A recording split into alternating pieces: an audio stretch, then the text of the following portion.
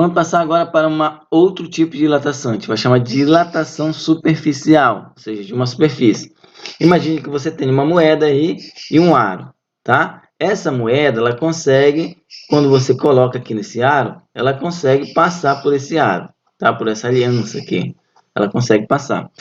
Aí você pegou e aqueceu essa moeda, tá? Aqueceu essa moeda e foi tentar passar ela. Agora ela veio aqui e não conseguiu passar, ficou parada. Aqui ela conseguiu passar e desse outro lado ela não conseguiu passar.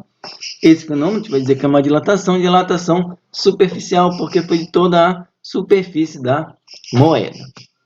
Beleza? E é muito semelhante à dilatação linear, tá? Na dilatação superficial, ela vai ocorrer em duas dimensões do corpo, ou seja, na área. Lembra como é uma área de um retângulo, base vezes altura? Então eu tenho a área a partir de cima, como se fosse a mesa de vocês aí. A constante de proporcionalidade na dilatação superficial a gente vai chamar de beta, tá? De beta, com essa letra grega aí, tá? E é constituída do coeficiente de dilatação superficial. A mesma ideia vai ser semelhante à dilatação linear. A variação da área proporcional à área inicial e a temperatura também, tá? A variação do tamanho vai depender do material do corpo, tá? Para cada substância vai ter uma dilatação diferente, tá? Por cada corpo vai ter uma dilatação diferente. Bom, o ΔA a gente já está cansado de saber, que é a área final menos a área inicial. E a equação para achar de quanto variou a área é ΔA igual a área inicial vezes beta vezes ΔT. Se você ver, como por linear, era ΔL de comprimento inicial, vezes alfa, vezes ΔT, tá?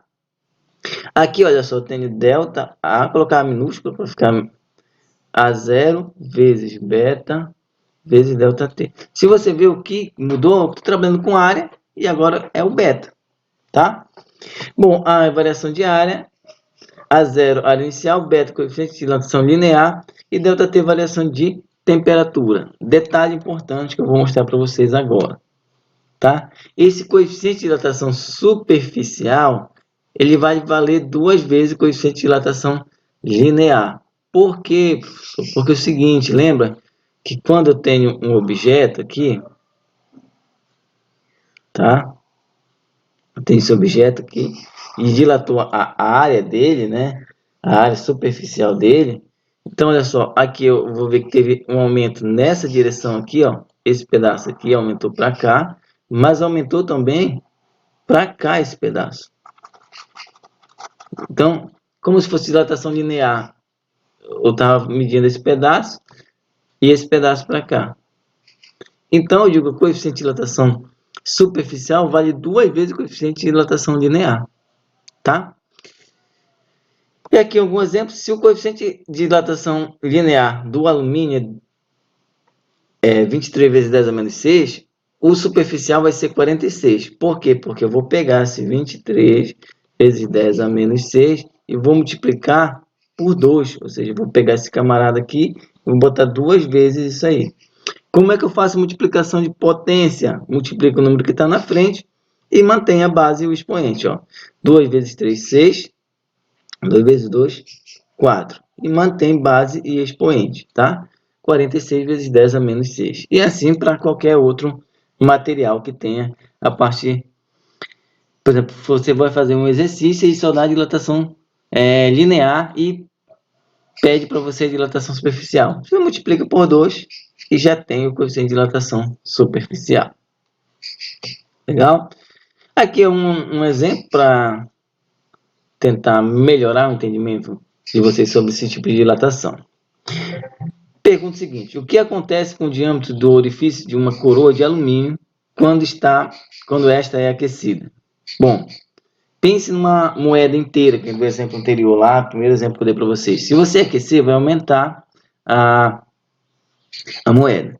Se eu aquecer, tá, uma coroa, vai aumentar toda ela. Então, o diâmetro do buraco também vai aumentar, né?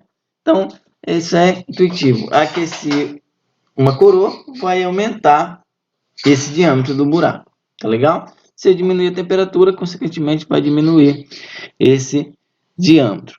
E aí a explicação para algumas tampas de objeto metálico, por exemplo, tem esses extrato de tomate, quando você não consegue abrir ele, o legal, tira primeiro a pressão, aquela bolha de segurança para sair a pressão do ar, para você conseguir. Caso não conseguir, dá uma aquecida na tampa, que vai sair facilzinho porque vai dilatar. Beleza? Aqui um pequeno exemplo para a gente exercitar, tá? Fala assim, olha, uma chapa possui área de 4 metros quadrados a 0 graus. Aquecendo a chapa a 50 graus, de quanto aumentará a área da chapa e qual deverá ser sua área final? Dados, coeficiente de dilatação linear 10 vezes 10 a menos 6 graus Celsius. Ó, já lemos o problema, vamos tirar os dados. Ele quer saber quanto que vai aumentar a área, quer saber meu ΔA, tá? Não sabe quanto aumentou. E qual deverá ser a área final? Qual deverá ser minha área final também? Ele não deu e quer que eu diga. Bom, a área final, pessoal, a gente já viu que é ΔA mais a área inicial. Se a gente tem a área inicial, vamos ver aqui os dados, né? A área inicial é de 4 metros quadrados. A temperatura inicial é de 0 graus Celsius. A temperatura final é de 50 graus Celsius. Tá? E ele deu o coeficiente de dilatação linear, que vale 10 vezes 10 a menos 6 graus Celsius na menos 1. Tá? Bom, a gente sabe que o beta é igual a 2 vezes alfa. Tá? Sabemos também que para nós encontrarmos esse ΔA, eu tenho que ter o meu coeficiente de dilatação superficial. Tá? Coeficiente de dilatação superficial. Tá? Que é, esse camarada aqui é 2 vezes o alfa, que é igual ao meu beta. Então, olha, tá aqui. Então, se eu quero achar meu beta, é só multiplicar 2 vezes 10 vezes 10 elevado a menos 6. Se você preferir fazer a conta e depois colocar aqui na forma, beleza. Se não, pode fazer tudo de uma vez. Você tem aqui, olha, comprimento inicial, 4. O beta, né? Se você preferir, coloca aqui, ó. Coloque. Vou colocar um parênteses aqui. 2 vezes 10 a menos 6. E variação de temperatura, pessoal, é aquela ideia que eu coloquei para vocês lá, né? Variação de temperatura, temperatura final menos temperatura inicial. Caso não, a gente nem precisa colocar esse T aqui, tá? Que é a final. Tá legal? Tranquilo, né? Então, se você for fazer essa conta aqui, ó, quiser fazer separado, pode fazer. Então, 2 vezes 10 vai dar 20 vezes 10 dá menos 6. E aí você pode colocar naquela nossa equação aqui, porque você já vai achar a variação de temperatura, que é 50 menos 0, que é igual a 50. Tá?